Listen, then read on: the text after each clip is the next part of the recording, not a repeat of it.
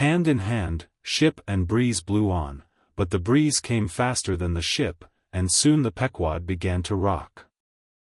By and by, through the glass the strangers' boats and manned mastheads proved her a whaleship. But as she was so far to windward, and shooting by, apparently making a passage to some other ground, the Pequod could not hope to reach her. So the signal was set to see what response would be made.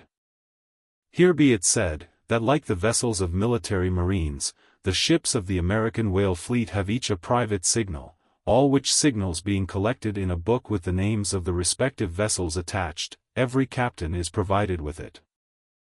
Thereby, the whale commanders are enabled to recognize each other upon the ocean, even at considerable distances and with no small facility. The Pequod's signal was at last responded to by the stranger setting her own, which proved the ship to be the Jeroboam of Nantucket.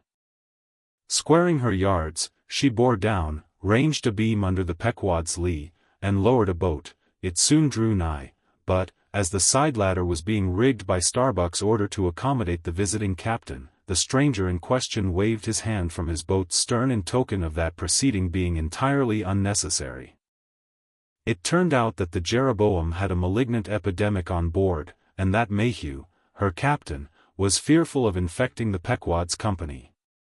For, though himself and boat's crew remained untainted, and though his ship was half a rifle shot off, and an incorruptible sea and air rolling and flowing between, yet conscientiously adhering to the timid quarantine of the land, he peremptorily refused to come into direct contact with the Pequod.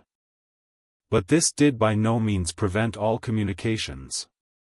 Preserving an interval of some few yards between itself and the ship, the Jeroboam's boat by the occasional use of its oars contrived to keep parallel to the Pequod, as she heavily forged through the sea, for by this time it blew very fresh, with her main topsail aback, though, indeed, at times by the sudden onset of a large rolling wave, the boat would be pushed some way ahead, but would be soon skillfully brought to her proper bearings again. Subject to this, and other the like interruptions now and then, a conversation was sustained between the two parties, but at intervals not without still another interruption of a very different sort. Pulling an oar in the Jeroboam's boat, was a man of a singular appearance, even in that wild whaling life where individual notabilities make up all totalities. He was a small, short, youngish man, sprinkled all over his face with freckles, and wearing redundant yellow hair. A long-skirted, cabalistically cut coat of a faded walnut tinge enveloped him, the overlapping sleeves of which were rolled up on his wrists.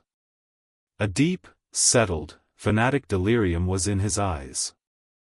So soon as this figure had been first descried, Stubb had exclaimed, "That's he. That's he, the long-togged scaramouch the Townhouse Company told us of."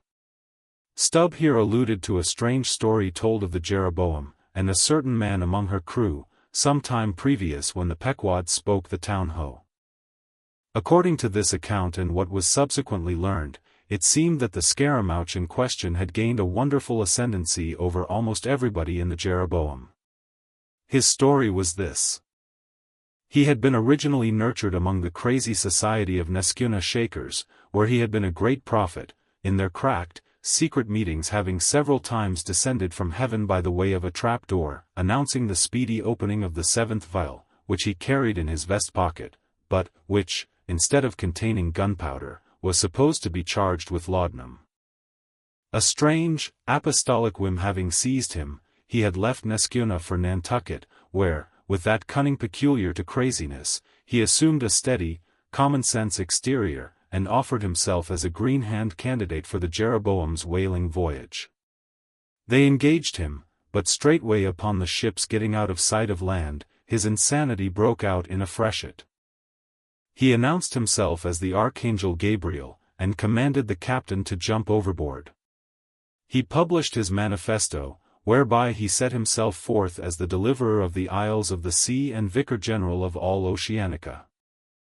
The unflinching earnestness with which he declared these things, the dark, daring play of his sleepless, excited imagination, and all the preternatural terrors of real delirium, united to invest this Gabriel in the minds of the majority of the ignorant crew, with an atmosphere of sacredness.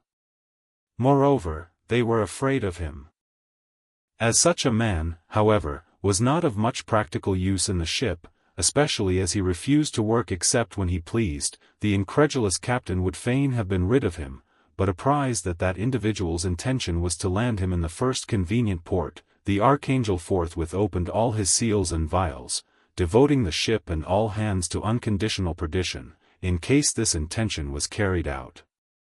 So strongly did he work upon his disciples among the crew, that at last in a body they went to the captain and told him if Gabriel was sent from the ship, not a man of them would remain. He was therefore forced to relinquish his plan.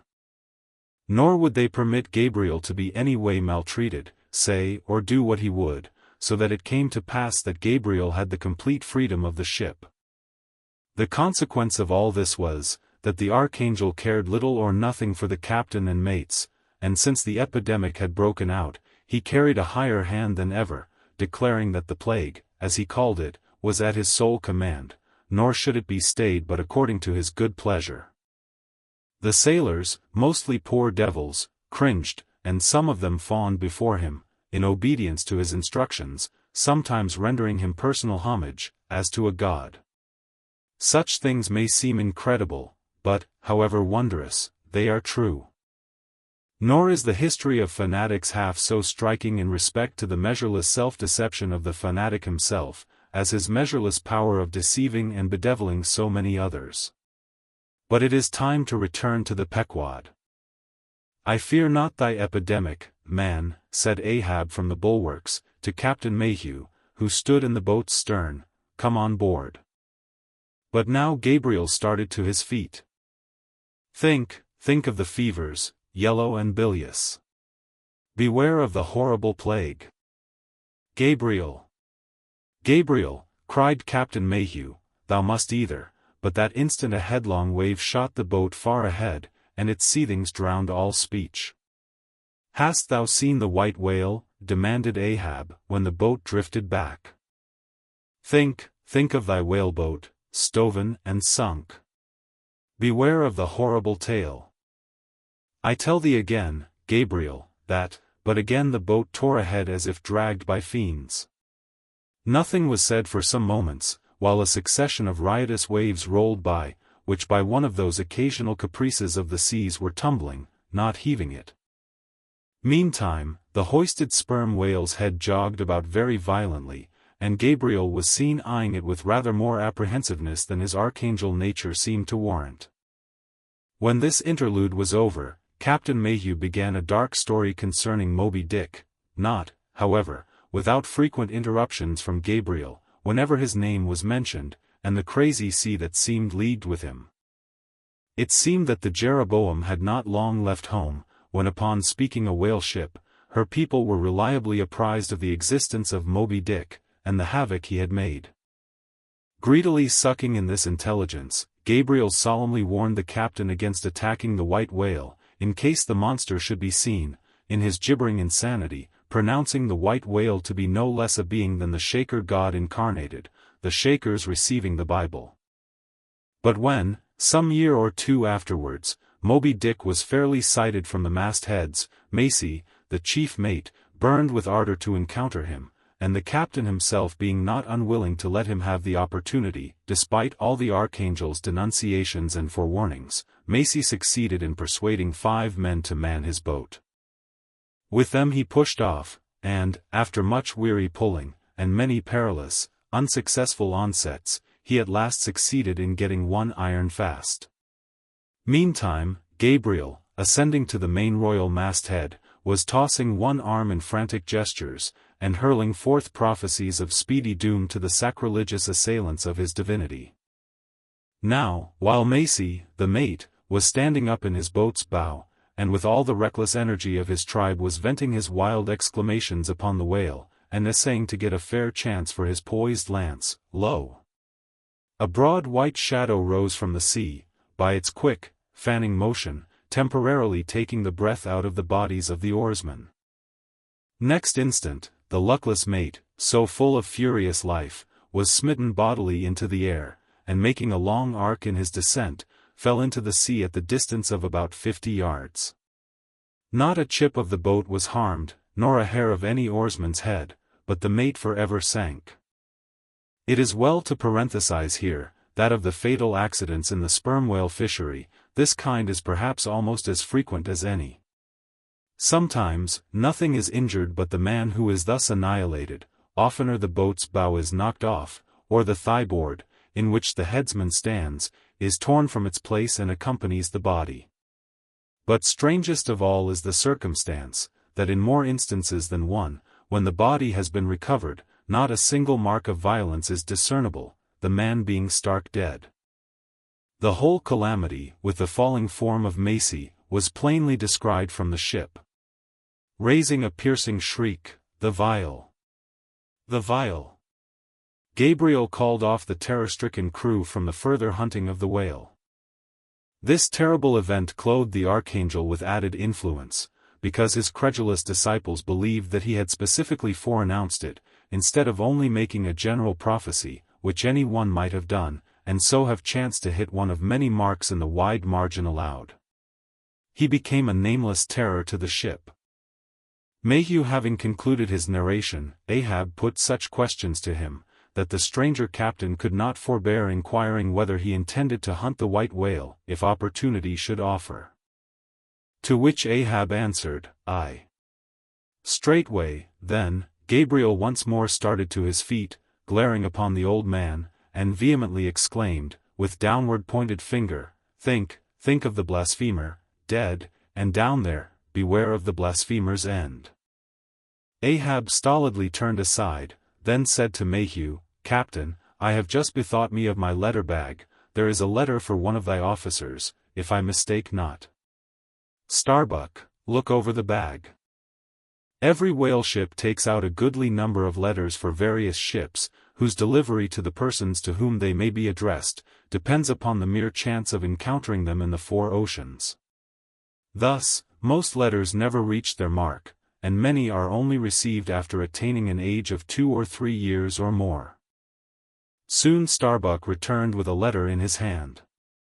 It was sorely tumbled, damp, and covered with a dull, spotted, green mold, in consequence of being kept in a dark locker of the cabin. Of such a letter, Death himself might well have been the post-boy. "Canst not read it?" cried Ahab. "Give it me, man." Aye, it's but a dim scrawl, what's this?"